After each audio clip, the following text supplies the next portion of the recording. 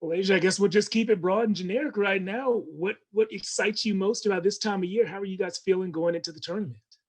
We're super excited for the tournament. We've had a really good past 2 weeks of practice. Energy's been really high, and I think it's really just hit everyone it's time. We've been playing since August, so we've definitely put in a lot of work, a lot of sacrifices, and I think we're just really excited to see all of our hard work be shown on the court. This tournament is obviously unlike the ones you've been in the past. What's it been like to I don't know if we're calling it a bubble or what we're calling it, but what's it like to be in that atmosphere? I saw the tweet about movie nights and stuff like that. What have you guys been doing? Yeah, it's definitely a lot different than normal. We have a lot of downtime too. It's like you saw, we had a movie night and just been hanging around with the team a lot. And today was our first practice, so we got to go in the convention center and see. It definitely felt like we were back in club days, being in the convention center. But it's really cool, and I think we've done a really good job adjusting and just being ready for whatever. Dennis, go ahead. Asjia, kind of following up on that, this whole season has been different. How do you guys have a sense of an exhale and kind of just like a whole new excitement because of what you've been through to get to this point? Yeah, I would say so. We've definitely sacrificed a lot and made sure that this tournament was a priority throughout the whole season. And I think we've done a really good job just making sure everyone was mentally doing well, especially being in a pandemic and not being able to, do the things that normal college students would do. But I think we definitely let out somewhat of an exhale that we made it here and everyone's healthy, but we still have a lot of work to do to accomplish the goal that we want. So we're definitely not fully relaxed or anything like that yet.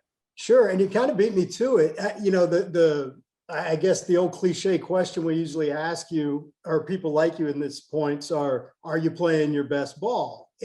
That's kind of a loaded question, right? Considering how this season has played out.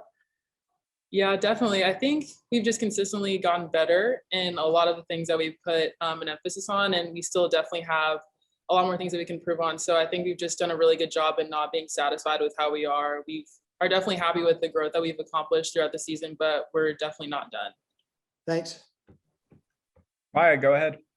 Hey, Asjia. So I was wondering in the practices, I know you guys started practice yesterday, right? And in the practices leading up to the tournament, have there been any spots that you guys are focusing on in particular, in your offense or defense that are notable and that you guys have improved on lately? Throughout the past 2 weeks, I would say we put a really big emphasis on making sure that we're covering really well and becoming more of a scrappy team, because just historically, I feel like we've always been known as being a really good offensive team, but we want to capitalize on that and then also become an even better defensive team and be more gritty. So I think that's something that we've done a really good job, especially our captains and upperclassmen, just putting that emphasis on it for the rest of the team to make sure it's something that we're getting done. Roger, go ahead. Hey, Asjia, does it feel like the NCAA tournament? Have you taken advantage of watching how the other sports have kind of done it to get in the mindset that maybe it's different, but still this is the ultimate goal? That's definitely a lot different. I talked to some of my basketball friends I know that were in a bubble, and they were just saying how it's a lot to get used to. And it is a lot different for us too, but I think we're just trying to embrace the moment and just being happy with every single day that we're here and just making the most of it. And then you still want to, see how far this ride can take you. So kind of, I guess, kind of a push and pull there. For sure, yeah. Mentally locked in and trying to be here as long as possible is definitely the goal. Jeff, go ahead. You've mentioned the goal a few times. You guys started the season knowing that you were a legit contender to win it all. How often do you guys talk about winning a national championship? I would say it's definitely something that's in the back of all of our minds, and we know that that's a goal that we want. But I think we're trying to focus on the little things and taking it game by game, because it's a tournament. Everyone here is good. Everyone here is qualified and deserves to be here. So I think we just put a really big emphasis on respecting everyone and playing every game like it's a national championship game. Maya, go ahead. I think that it's obvious that you guys have such a close family dynamic. I know y'all did that really amazing pass the phone challenge yesterday, which I think gave everybody a good laugh. How do you feel like that family dynamic has helped y'all get to this point and helped y'all reach the success? I think it's really helped, especially with the accountability aspects. I think we can get on each other and just expect more from each other and not take it from a negative point or anything like that. And I think that we've just built a lot of trust with each other. And we can definitely see that when we're playing, especially recently after our Rice loss. I think we've done a really good job at coming together as a family and being like, okay, we're going to get on each other and we just need to know that it's coming from the best point. We want all of us to improve and win because of it. So I think our team dynamic is something that's really, really special.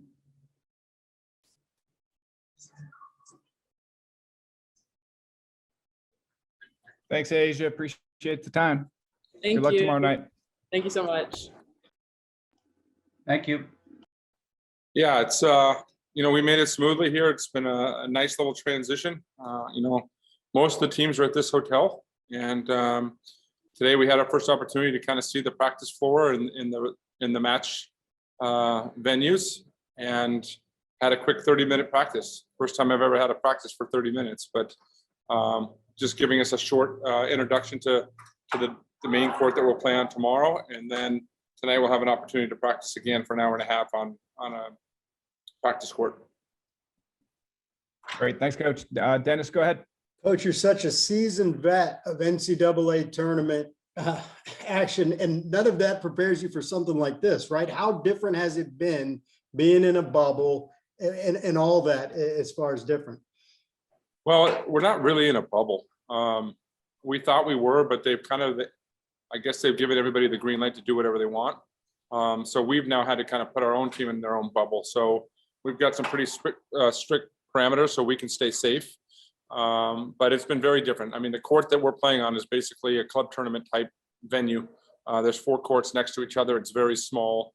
And it's a completely different depth perception and environment that we'll be playing in. But it is what it is. And, we need to focus on our routines and focus on the most important thing. And that's the quality of touches that we have and play a good game.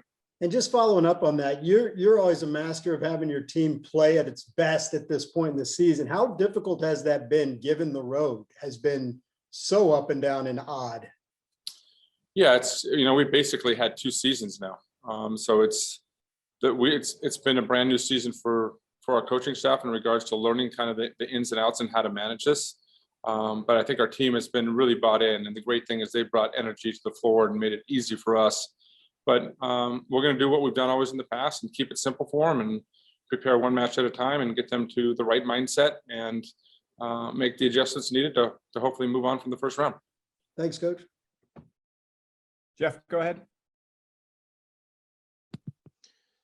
Coach, what do you do in a 30-minute practice? How'd you make that functional? Yeah, that's a good question.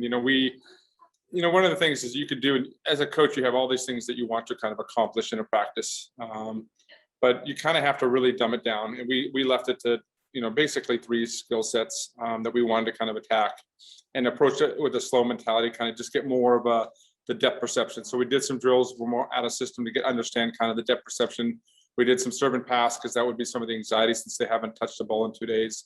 And did a little pass to attack and got them in a good position and just tried to give them some positive encouragement.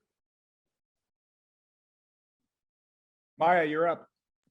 Hey, Coach. So I know that Steve Sarkisian and the football team, they're very much all gas, no brakes. I was wondering if there was a mantra that during these kind of stressful, very quick moving times at the tournament that you guys have sort of adopted as your own.